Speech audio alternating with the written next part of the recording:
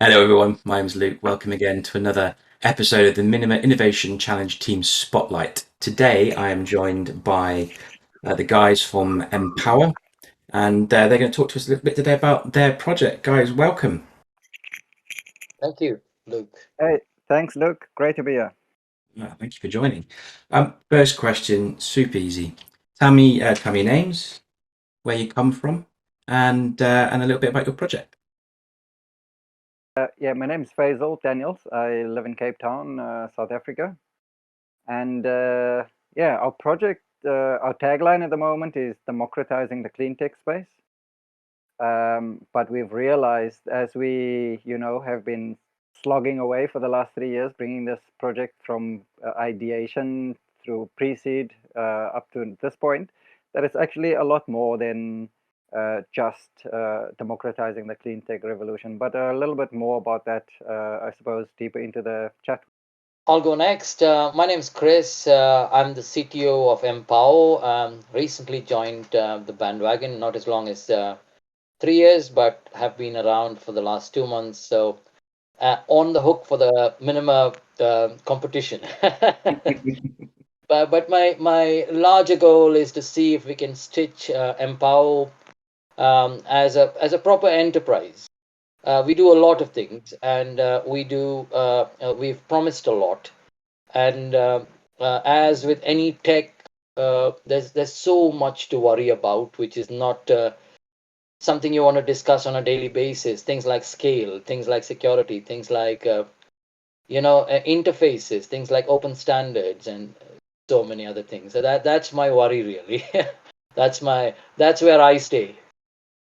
Understood. And great that we're learning more about what you're up to further into the conversation. Can I ask you both before we dig into the project, what are your backgrounds? I go first. Okay. So I've got 20 years and more of IT experience. So I started off as a C++ slash C kind of graphics developer early in the day. And from there, learned of this language called Java that was making the waves, and sort of learned it and rode the wave. The Y2K, problem which many might not recall. I was there, and I was there when America was sending back hordes of developers because it was not needed anymore. And yes, so rode that wave. Got very interested in business value out of what I do, and I started to front the cause that I was building a project for, rather than the tech that I was using to do that. And I started to span that space between tech and business, and data obviously is a big deal there.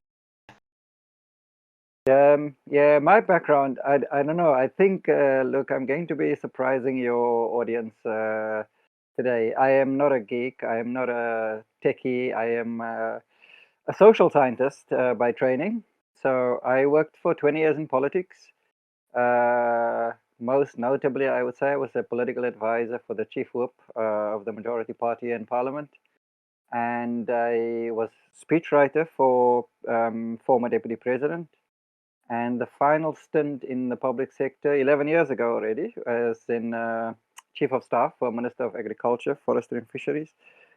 I think if I could do it all over again, I'd probably follow the same route, because the naivete of the youth in terms of being an activist and then going into government, and then learning that actually, also with having 2 degrees in politics, learning that actually governments across the world are neither designed to, nor geared for, nor inclined to help the people.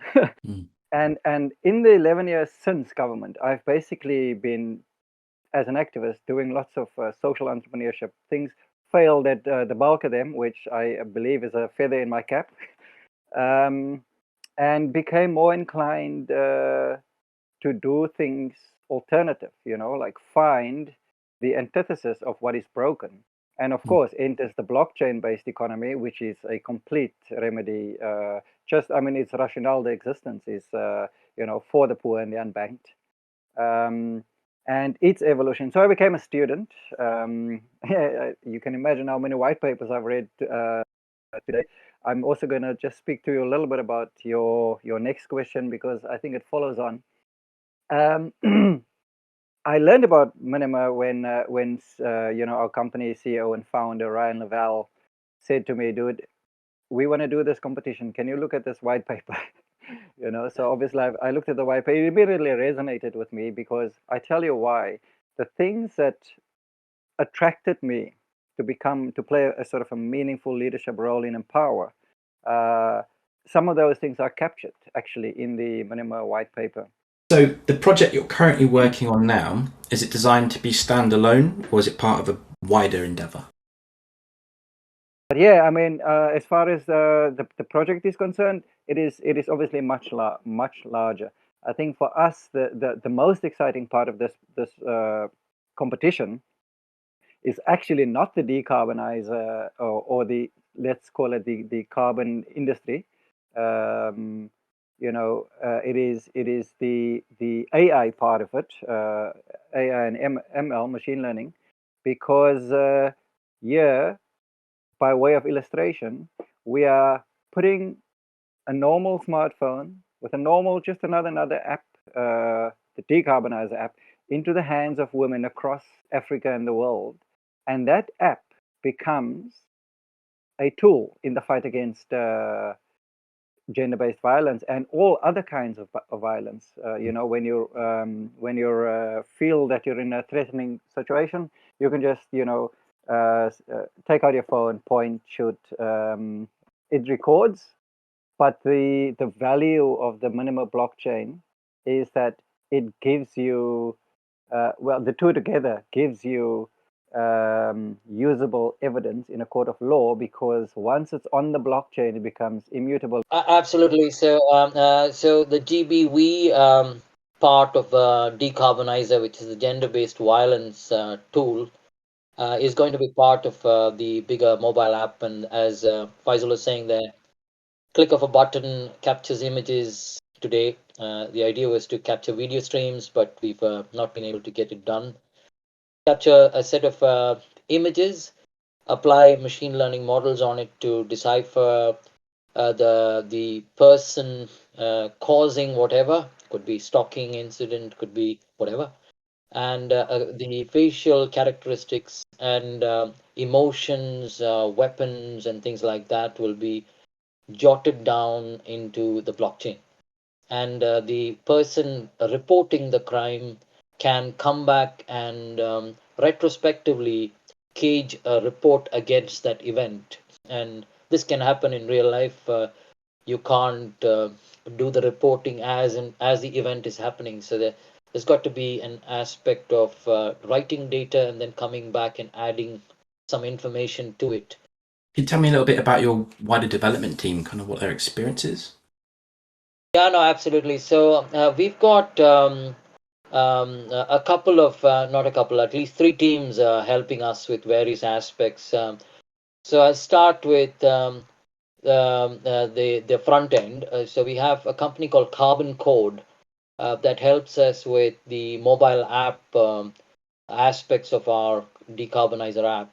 So basically, we kitted out on AWS, and it's a React application, and Carbon Code helps us stitch all of that together.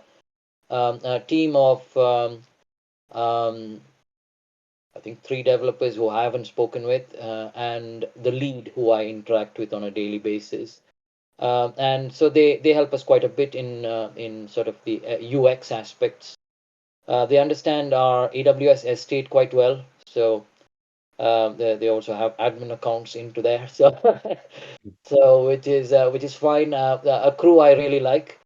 Then we have a couple of developers in South Africa. There's a lady called Janine and another person whose name I find hard to pronounce. But we have 2 developers, and they help myself do the boring things. Like yesterday, we were setting up a trigger on a bucket, a notification into the AWS sort of a messaging bus so that we can fire a Lambda function to do the MI.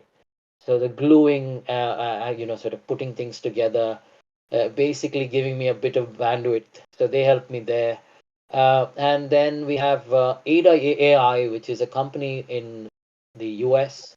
That is our AI fallback, not fallback, the AI leg using Faisal's language, and they do all our AI, and they are into sort of next gen AI, where they have sort of advanced AIG in AI, and we are interfacing with them. We have not yet used their help in the GBV project.